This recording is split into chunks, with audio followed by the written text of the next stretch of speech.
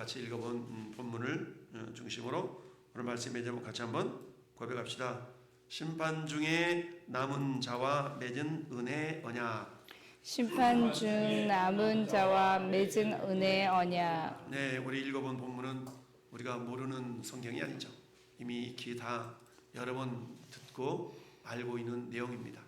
특별히 노아라는 사람을 하나님이 구별하시고 은혜 가운데 붙들으셔서 세상의 믿음의 씨앗으로 인간의 종자로 이렇게 쓰임받은 그 사건을 보면서 우리 하나님의 은혜가 오늘 어떻게 우리 가운데도 머물고 있는가라는 것을 묵상하는 그런 시간이 될 수 있기를 바랍니다. 자, 그래서 서론을 한번 같이 한번 읽어보십시오.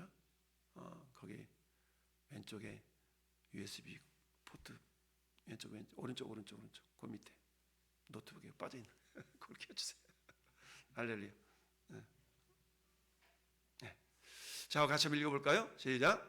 성경은 단순히 도덕적인 교훈을 주는 책이 아니라 죄로 죽은 인류를 하나님께서 어떻게 그리스도 안에서 살려내시는가를 기록한 구속사의 드라마입니다. 오늘 본문은 인류가 직면한 첫 전 지구적 심판인 노아의 홍수를 다룹니다. 이는 의심판 속에서 절망이 아닌 여자의 후손을 끝까지 보존하시려는 하나님의 놀라운 은혜 언약을 발견하게 됩니다. 할렐루야. 자, 노아 그러면 노아 홍수가 생각이 나죠. 그래서 성경이라는 게 뭐냐? 성경은 늘 말씀드리지만 윤리 도덕책이 아니죠. 윤리 도덕책이라 그러면 그야말로 유다가 며느리 다말과 올레리 꼴레리한 그런 얘기들이 기록되면 안 되죠. 그런 어떤 그런 책이 아니라 한마디로 말하면 죄인인 인간을 어떻게 하나님이 그 사랑으로 구원을 성취시켜 나가시는가에 대한 그분의 이야기, 히스토리. 그래서 보통 역사를 히스토리라고 얘기하죠. 히스토리는 히스토리의 약자다. 그럼 누구의 이야기인가? 요한복음 5장 39절의 말씀처럼 그것은 예수님의 이야기다. 그런데 성경을 다분히 단순히 예수님의 이야기로만 이렇게 우리가 생각해서는 안 되고 예수님의 이야기, 즉 그의 이야기임과 동시에 성경은 따라합시다. 마이 스토리. 내 이야기가 되어져야 된다. 따라서 오늘 함께 읽은 본문 가운데서도 주인공이 노아, 그리고 노아를 예표한 예수님을 예표한 노아를 통하여서 우리가 예수 그리스도를 발견해 보지만 그러나 그 가운데서도 은혜를 입은 사람이 노아뿐만 아니라 저와 여러분들이라는 사실을 우리가 기억하는 그런 시간이기를 바랍니다. 같이 읽습니다. 창세기 6장은 인간의 죄악이 얼마나 깊어졌는지를 보여줍니다. 하나님께서 마음의 생각이 모든 계획이 항상 악할 뿐임을 보시고 결국 심판을 결심하시죠. 그러나 그 가운데 한 사람이 등장을 하는데 바로 노아라는 얘기입니다. 노아. 성경은 말씀하기를 그러나 노아는 여호와께 어땠다? 은혜를 입었더라. 할렐루야. 여러분, 은혜를 입었더라라는 말은 은혜라는 말은 헨이라는 단어인데요. 어쨌든 이 은혜를 입었는데, 자, 입었다라는 단어는 오늘 이렇게 보니까 눈 안에 있다. 우리 손주들, 자식들 기르다 보면 너무 이뻐가지고 하는 표현이 뭐예요? 눈에 넣어도 안 아프다. 이런 말 하죠. 눈에 넣어도 안 아프다. 똑같습니다. 우리 하나님께서는 저 노아를 어디다 넣고 다녀요? 눈에 넣고 다니는 거, 눈에 넣고. 이게, 노아가 하나님의 은혜를 입었다라는 그 단어는 눈이라는 단어가 보통 아인이라는 단어거든요. 오늘 아인. 우리 하는지 자매 이름 바꿔달라고 뭐가 좋을까요? 나한테 부탁해서 제가 뭐라 그랬어요? 아인이라고 이름 지어줬다 그랬죠? 아인.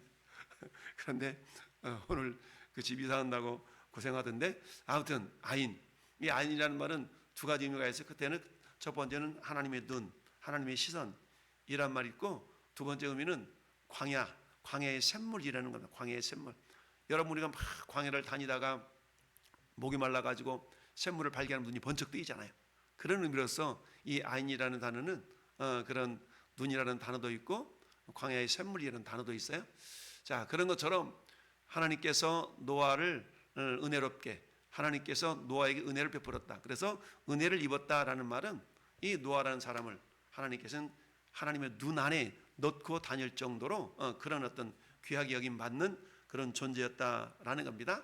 그래서 이 한 절, 즉 이는 심판 이야기 속에 숨겨진 우리 보통 복음, 복된 소식이라고 말할 수 있죠. 하나님은 심판 가운데서도 어때요?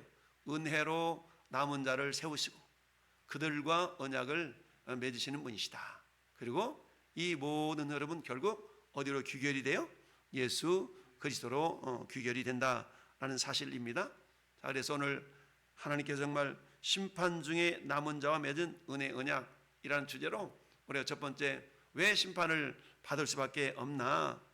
그 이유는 5절 말씀에 보니까 여호와께서 사람의 죄악이 세상에 어떻게 했어요? 가득했다니요. 세상에 가득했어.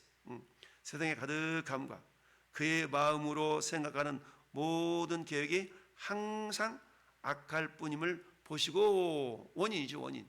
결국 인간의 전적인 타락, 그로 말미암은 하나님의 마음 아파심. 여기서 하나님이 한탄했다, 근심했다, 한탄했다, 뭐 이런 말씀 계속 나오지 않습니까?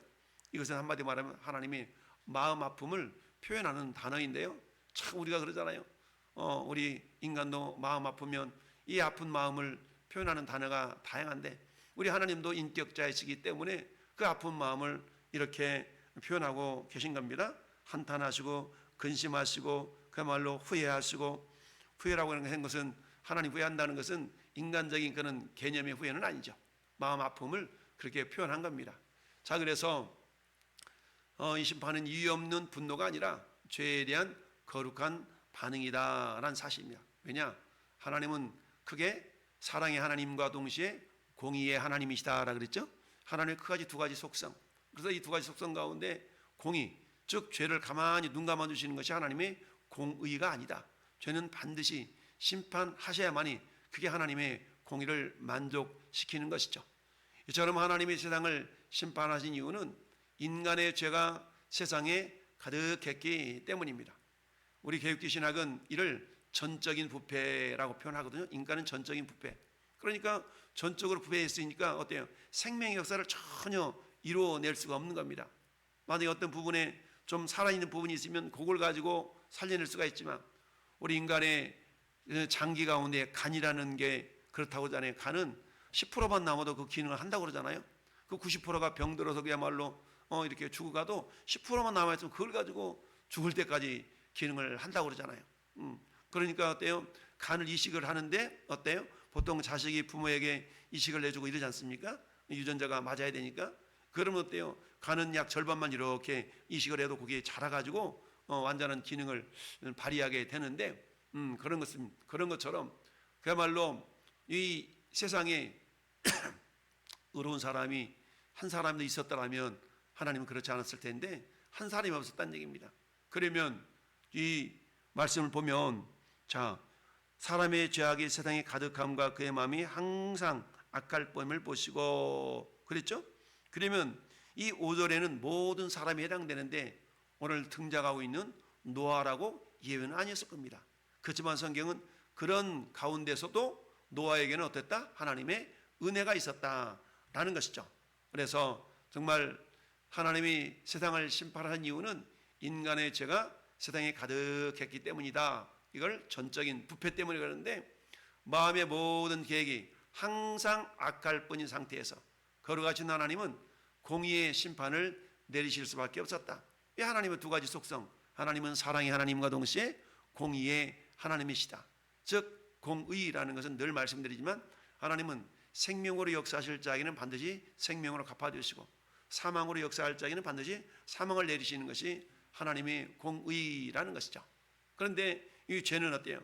죄의 삭은 사망이라는 로마서의 말씀처럼 그 죄를 하나님께서는 반드시 심판하실 수밖에 없었다. 그러나 그 심판은 차가운 지평이 아니라 마음에 근심하시는 하나님의 사랑의 아픔이었다는 얘기죠.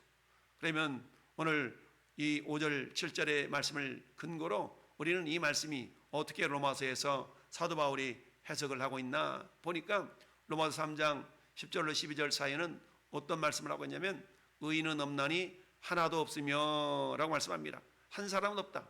인간의 전적인 부패를 보여주고 있는 말씀이죠. 의인은 없어. 한 사람도 없어. 그러니까 어때요? 썩은 어떤 고깃덩어리에서 살려낼 만한 어떤 그런 것이 전혀 없는 것이죠. 마치 우리 간이 100%가 상했다라면 사람 못 살아요. 근데 10%만 살아있어도 이 나머지 90%를 제거하고 10%를 가지고 기능을 발휘할 수 있도록 계속 관리해주면 다시 건강이 회복될 수 있는데, 그런데 의인은 없나니 한 사람 없다는 얘기는 몇 프로가 다 부패했다는 얘기예요? 100%가 부패했다는 얘기입니다. 100%가 부패했기 때문에 1%의 살아있는 생명이 없어요. 그러니까 그것을 다시 회복시킬 수 있는, 그들 자체로만은 회복시킬 수 있는 능력이 없는 것이죠. 그러면서 예레미야 선지자는 예레미야서 17장 9절에 만물보다 거짓되고 심히 부패한 것이 뭐예요? 마음. 우리 인간의 마음 자체가 무엇보다 부패했다는 얘기죠. 10개를 물속은 알아도 한 개를 마음속은 우리가 알 수 없다라는 그런 속담이 있는 것처럼 우리 내면 속에 있는 인간의 어떤 그런 죄성, 이걸 어떤 죄의 근원, 우리 마음이 모두가 다 부패해 있다라고 성경은 말씀하고 있습니다. 그래서 에베소서 2장 3절 말씀에도 본질상 뭐라? 우리가 진노의 자녀였다라고 성경을 말씀하고 있습니다. 그러니까 진노의 자녀였으니까 어떻다? 심판은 당연하다라는 것을 알 수가 있는 것이죠. 여러분, 우리가 나침반이라 그러면 나침반은 항상 어느 쪽을 가리켜요? 나침반은 항상 북쪽을 가리켜. 북쪽. 나침반은 항상 북쪽을 가리켜. 그래서 길을 잃어버려도 나침반만 있으면 방향을 알 수 있는 겁니다. 이것이 북쪽이구나. 그러니까 남쪽으로 가려면 어느 쪽으로 가야 돼? 동쪽으로 가려면 어느 쪽으로 가야 돼? 나침반이 항상 북쪽을 가리키는 것이죠. 근데 나침반이 북쪽을 가리키지 않냐고 고장이 났다 생각해 보세요. 그런 방향을 알 수 없습니다. 예전에는 어떻습니까? 인공위성을 쏘아서 GPS가 없는 시절에는 배가 어때요? 저 하늘을 쳐다보고 별을 바라보면서 이렇게 방향을 이루어 갔던 시절이 있었죠. 그리고는 어떻습니까? 깜깜한 밤하늘에는 뭘 보고? 나침반을 보고 방향을 설정해서 배가 달리곤 했었죠. 근데 어때요? 그 나침반이 고장났다면 방향을 알지 못하니까 배가 이리저리 방황하다가 마침내 암초에 부딪히고 말 겁니다. 이와 마찬가지로 우리 타락한 인간의 마음은 그야말로 하나님이라는 북극성을 잃어버린 고장난 나침반과 같다라고 말씀할 수가 있어요. 그래서 배가 나침반이 없이 방향을 알지 못하면 그야말로 암초에 부딪혀서 파손하고 마는 것처럼 우리 인간에게는 북극성이라는 그야말로 하나님을 잃어버렸다면 우리는 어때요? 이미 고장난 나침반과 같은 존재들이었다라는 얘기죠. 그러니까 스스로는 어때요? 길을 찾아갈 수가 없는 겁니다. 마찬가지로 우리 인간이 정말 하나님이라는 북극성과 같은 나침반의 북쪽을 가리키는 그 근본을 우리가 잃어버렸다면 우리 스스로는 어때요? 방향을 찾을 수가 없는 것이죠. 따라서 때 외부에서 개입이 없다면 파멸할 수밖에 없는 그런 존재들이다. 따라서 하나님께서 우리를 불러주시지 아니했다면 이미 우리는 파멸 가운데 있는 존재들이에요. 그래서 성경 말씀하기를 죄와 허물과 죄로 죽었던 너희, 죽을 뻔했던 너희가 아니죠. 우리는 그런데 기도할 때 죽을 수밖에 없는 이렇게 기도하는 경우가 많죠.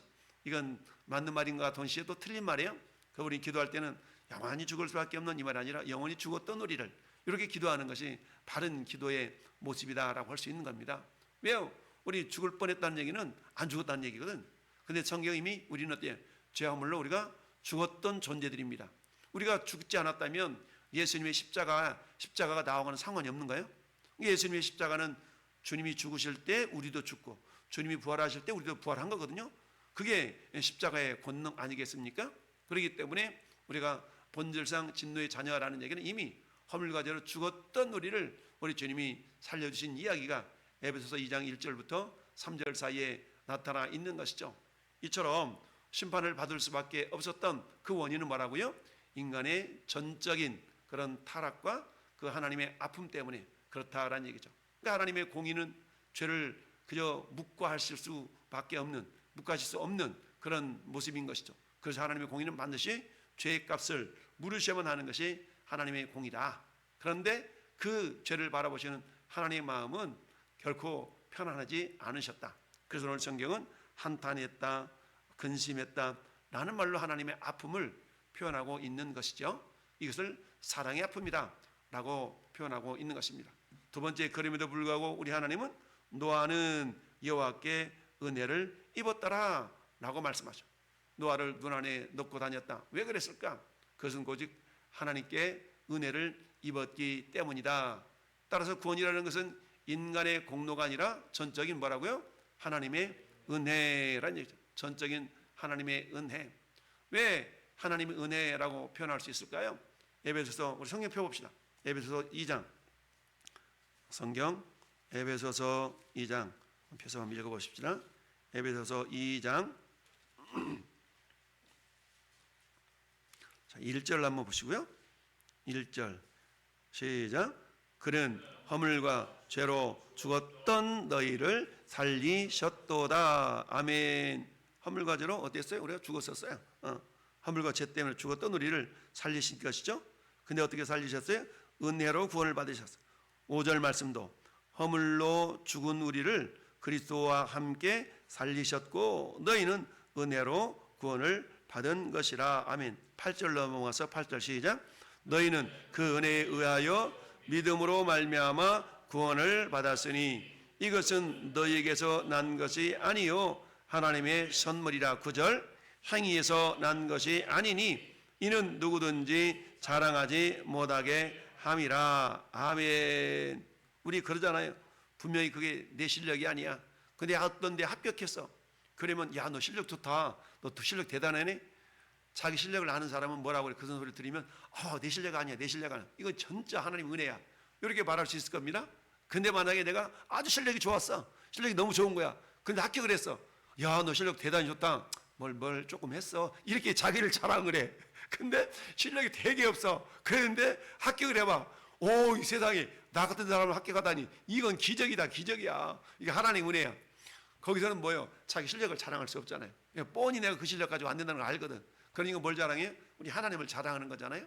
마찬가지로 은혜라는 그런 거죠. 은혜라는 것은 그 근거가 나에게 있지 않은 것을 말하는 것이죠. 우리 모두가 심판의 대상이었지만 성경은 그러나 노아는 여호와께 은혜를 입었더라. 따라합시다. 그러나. 저는 여러분들은 어떤 존재돼요? 그러나의 존재. 할렐루야. 그러나의 존재. 하나님께서는 그러나.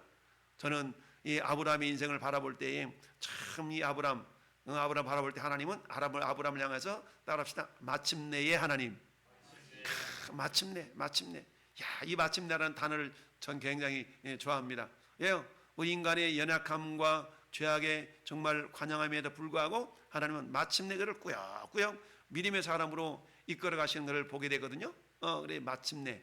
그야말로 이 마침내라는 말고 오늘 그러나 노아는 여호와께 은혜를 입었더라. 그러나 여러분 하나님의 은혜가 오늘도 저와 여러분 가운데 임하고 있는 줄 믿습니다. 참 그렇습니다. 그러나 노아는 은혜를 입었다라고 말씀하고 있습니다. 노아가 도덕적으로 완벽해서가 아니죠. 노아 역시 아담의 후손이기 때문에 죄인이었어요. 그런데 하나님께서는 그를 남은 자로 선택해 주신 것이죠. 이 하나님의 선택에 대해서 왜 나는 선택 안 했는데요? 내 맘이야. 그러면 끝나는 거예요. 하나님이. 이처럼 하나님의 주권이라고 표현할 수가 있는 것이죠. 그래서 도덕적으로 완벽해서가 아니라 그야말로 노아 역시 아담의 후손으로서 죄인이었지만 하나님께서 그를 남은 자로 선택해 주신 것입니다. 이걸 다른 말로 말하면 뭐라고 한다고요? 은혜라고 표현해요. 은혜. 원어로 말하면 hand. 이 은혜. 이것은 자격 없는 자에게 거둬주시는 하나님의 주권적 선물. 이걸 은혜라고 말씀하고 있는 것이죠. 왜 나는 안 줘요? 아주 당연하게 여기는 자들이 많죠. 왜 그러잖아요. 전도를 계속 하다 보면 전도하다 보면 예수님을 안 믿는 어떤 아줌마가 한 명 있어요. 조선족 같은데 어디 학원을 다니는 분이야. 마스크를 하나를 주자니 꼭 하나를 다 더 달라는 거야. 꼭 두 개를 가져가는 사람이 있어. 두 개를 가진 사람이 있는데 이거 당연하게 막 아주 당연하게 자기가 받아야 된다는 것처럼 왜 하나만 주냐고 하나 빨리 더 주라고 이러면서 꼭 두 개를 하나를 뺏어가지고 두 개를 가져가는 그런 아줌마가 있는데 내가 그래서 하도 그 말을 잘해가지고 그래서 예수님 믿어요? 어느 교회 다니? 저요? 교회 안 다니 저는 불교예요 이러면서 이러면서 아주 뻔뻔스럽게 마스크를 받아가시는 분이 있는데 참 재미있습니다. 어쨌든 하나님께서는 어때요? 남은 자로 선택해 주셨는데 그야말로 이것은 뭐예요? 주권적인 하나님의 선물이라는 사실이죠. 그래서 중요한 것은 빨간 글씨 같이 읽어봅시다. 시작. 그 은혜는 믿음으로 반응할 때 드러납니다. 아멘. 여러분, 하나님 은혜라는 거는요, 가만히 있으면 몰라, 은혜인지 몰라. 믿음으로 반응을 해야 그게 은혜인 줄 아는 거예요. 맞아, 내 같은 실력 가지고 어떻게 돼? 아무도 아니, 절대 내 실력 가지고 안 돼. 그건 하나님 은혜지. 이렇게 믿음으로 반응을 할 때, 맞아, 그래? 하나님 은혜였구나 라고 은혜가 되어진다는 얘기입니다. 할렐루야. 그러니까 우리는 자꾸 하나님 은혜를 어떻게 해야 돼요? 자꾸 드러내야 돼. 이걸 우리는 다른 말로 말하면 믿음이다 라고 표현할 수 있는 겁니다. 그래서 은혜는 믿음으로 반응할 때에 드러나게 되어져 있다. 오늘 로마서 11장 5절도 같이 읽어봅시다. 시작. 그런즉 이와 같이 지금도 은혜로 택하심을 따라 남은 자가 있느니라. 아멘. 유대인들을 대한 이야기 아니겠어요? 유대인들이 지금도 예수님을 믿는 사람들이 적잖아요. 그러니까 하나님이 이미 선민으로 선택해 주셨음에도 불구하고 모든 은혜가 이미 있는데 그 은혜를 그들은 알지를 못했던 것이죠. 은혜가 되려고 그러면 어떻게 된다고요? 믿음으로 반응을 보여야 되는데 아직도 여전히 믿음으로 반응을 보이지 않는 대부분의 유대인들이 있었던 것이죠. 그 가운데 어때요? 믿음으로 반응을 보여서 예수님을 믿는 사람들을 메시아닉 주라고 말하죠. 메시아닉 주. 유대인들 가운데 예수님 믿고 주님께로 돌아온 사람들을 메시아닉 주라고 말하고 있어요. 그래서 그들을 뭐라고 표현하냐? 택하심을 따라 남은 자. 그러니까 남은 자. 유대인 가운데 그들도 있다는 얘기입니다. 뿐만 아니라 그 남은 자 속에는 이미 예수 그리스도를 통해서 구원받은 저와 여러분들도 남은 자에 속한 존재인 줄 믿습니다.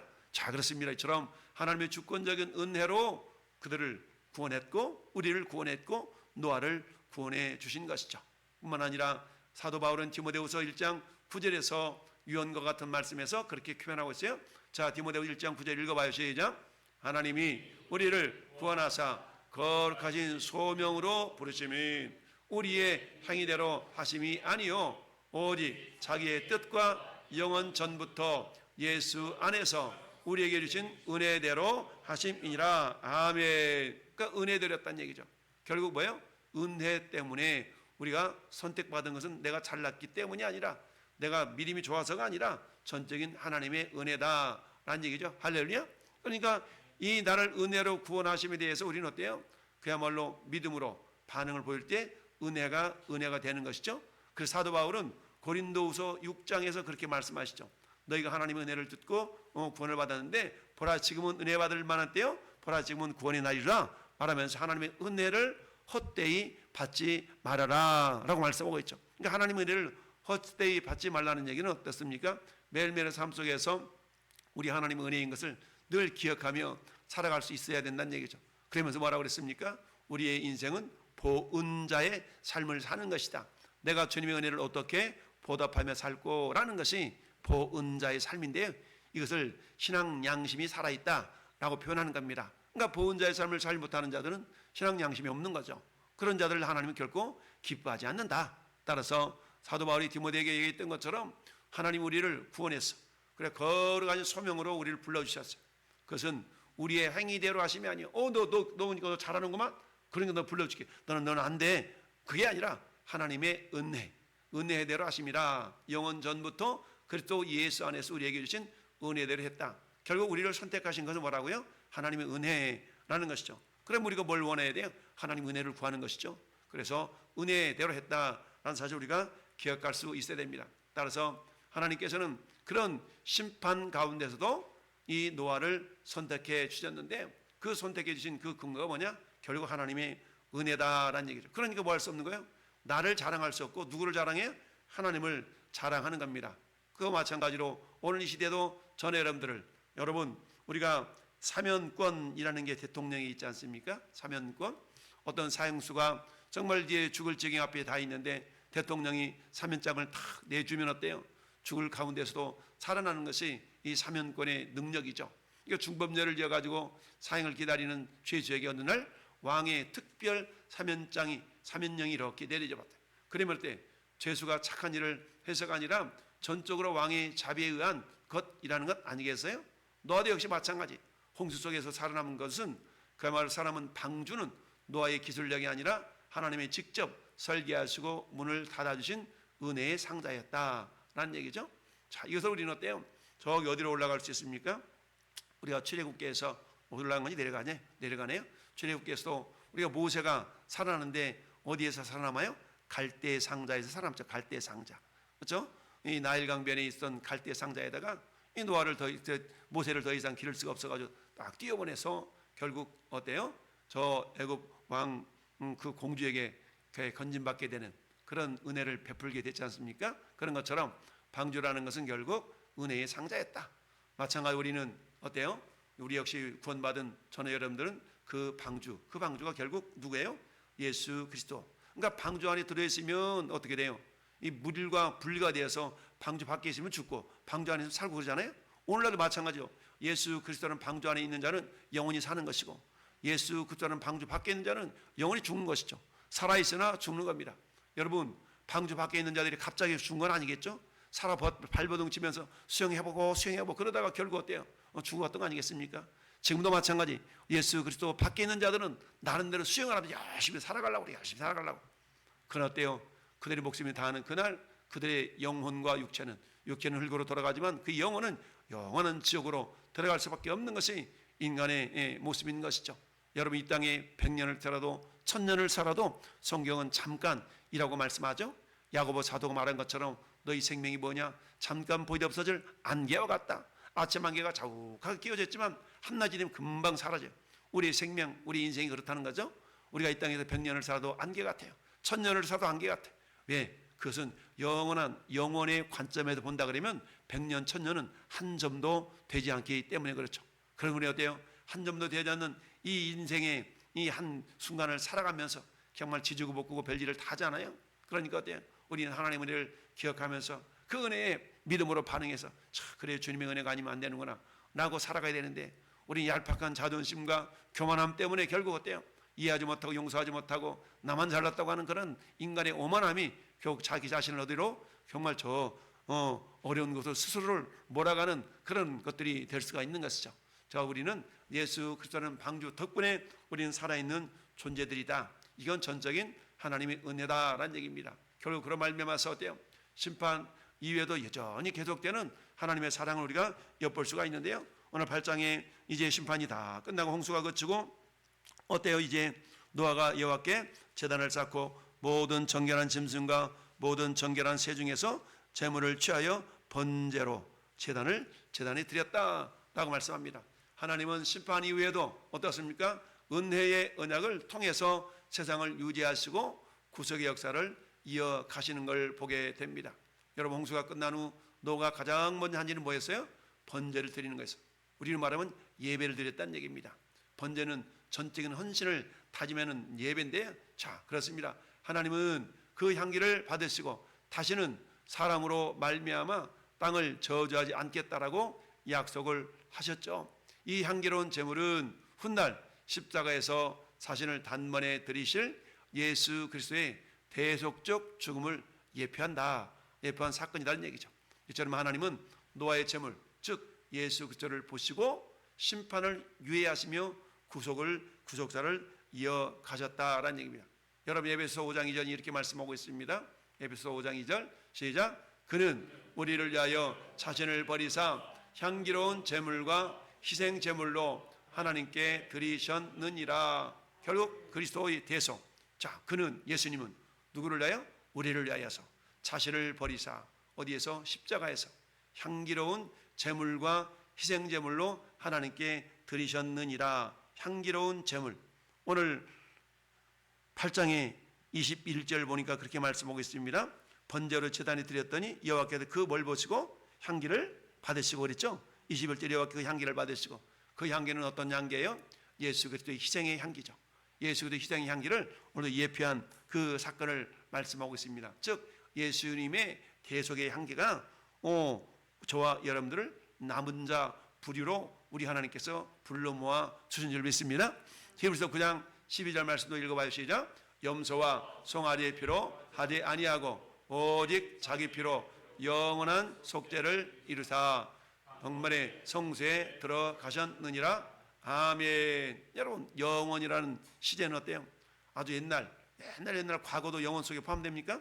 아멘. 지금 우리가 살고 있는 현재도 영원 속에 포함됩니까? 아멘. 우리가 앞으로 살아가 될 저 먼 미래도 영원 속에 포함되죠? 이걸 우리가 말하면 과거와 현재와 미래, 이 시제가 과거에도 현재에도 미래에도 계속적인 어떤 그런 것을 우리가 영원이라고 표현하죠. 그러니까 예수님의 어떤 피의 속죄의 능력은 과거의 죄뿐만 아니라 현재의 죄 그리고 미래의 죄까지도 속할 수 있는 그런 능력이 있는 피가 예수님의 보혈이죠. 따라 저와 여러분은 어때요? 그 예수님의 보혈을 날마다 덧입고 간혹 우리가 범죄했다 할지라도 우리 예수님 보혈을 덧입고 회개할 때마다 그 모든 죄가 다 사함받았다라는 사실을 기억할 수 있어야 됩니다. 그래서 하나님 어때요? 창세기 9장 13절에 내가 내 무지개를 구름 속에 두었나니 이것이 나와 세상 사이의 언약의 증거니라. 오늘날도 그 무지개는 여전히 존재하죠. 그 무지개를 바라보면서 뭘 생각하는가요? 하나님의 언약을 생각하는 것입니다. 그 언약은 이렇게 나타나는 것이죠. 자, 하나님은 인간의 죄성이 여전함에도 불구하고 우리 21절 말씀 뭐라고 말씀하고 있습니까? 자, 내가 다시는 사람으로 말미암아 땅을 저주하지 아니하리니 이는 사람의 마음이 계획하는 바가 어리서부터 악함이라 그랬죠. 악함이라. 내가 전에 행한 것 같이 모든 생물을 다시는 멸하지 않겠다라는 얘기입니다. 그러니까 여전히 뭐가 남아있는 거예요? 여전히 죄악이 남아있는 것이죠. 그럼에도 불구하고 주님은 어때요? 그걸 때문에 심판하지 아니하시고 어때? 세상을 유지하시겠다라고 약속하신 겁니다. 이건 단순한 자연 질서 유지가 아니라 구속사의 지속을 위한 은혜라는 것이죠. 이 언약이 결국 어때요? 예수 그리스도의 십자가로 완성이 되죠. 하나님은 더 이상 물로 심판하지 않겠다라고 말씀하시죠. 다시는 물로 심판하시지 않겠다라고 말씀하고 있습니다. 그럼에도 불구하고 어때요? 그럼에도 불구하고 어떻습니까? 대신 자신의 아들을 심판하심으로 우리를 살려주신 것이죠. 그래서 우리는 어떻습니까? 그 주님의 아들을 심판하심 우리를 대신 살려주신 대속의 은혜로 우리는 매 순간 사랑하는 존재들입니다. 그래서 우리는 늘 기억하기를 나는 1만 달란트 빚을 탕감받은 자다. 그러니까 우리에게 때로는 100데나리온 빚진 자들이 있을 수가 있잖아요. 그런 자들을 어때 우리는 긍휼히 여기고 내가 이미 1만 달란트 사함을 받았기 때문에 그 어떤 자들의 죄도 우리는 용납하지 못할 것이 없다. 따라서 우리는 어떻습니까? 항상 내가 저 죽었던 자리에서 살림을 받았다는 거 이건 내 능력이 아니잖아요. 이 은혜를 입은 자이기 때문에 나에게 어떤 해코지를 했던 나에게 어떤 무엇을 했던 오늘 긍휼히 여기시고 그야말로 이렇게 하면 반드시 하나님께서 주님께로 우리의 마음과 그들도 돌이키게 하실 줄로 믿습니다. 참 말씀드렸잖아요. 1월 1일 날 전도를 나갔는데 어떤 사람이 막 술 취해가지고 나를 멱살을 잡고 막 업어치기를 하려고 내가 힘이 더 셀 것 같긴 한데 막 그런 일이 있었다고 했잖아요. 근데 이분이 2달 뒤에 널 찾아와 절 찾아와가지고 미안하다고 막 이러면서 그런 분이 있었어요. 그래서 이분이 이름이 박진용 씨인데 이분이 아마 우리 교회 나올 수도 있어요. 할렐루야. 그렇게 해서 하나님의 역사는 그런 은혜 가운데 일을 하고 계십니다. 할렐루야. 그래서 다시 우리 주님 아들을 이 땅에 보내셔서 그분을 심판하신 우리를 살려주셨다. 따라서 우리는 어떤 가운데 살아가는 겁니까? 주님의 은혜에 젖어서 살아가는 것이죠. 자, 그래서 하나님 우리를 대신하여서 예수 그리스도를 내어주셨습니다. 이것이 뭐라고요? 은혜 언약의 절정이시죠. 그러니까 우리 하나님은 다시는 내가 물로 심판하지 않을 거야. 그렇지만 어때요? 죄가 넘치면 심판을 하셔야 돼요. 그러나 어때요?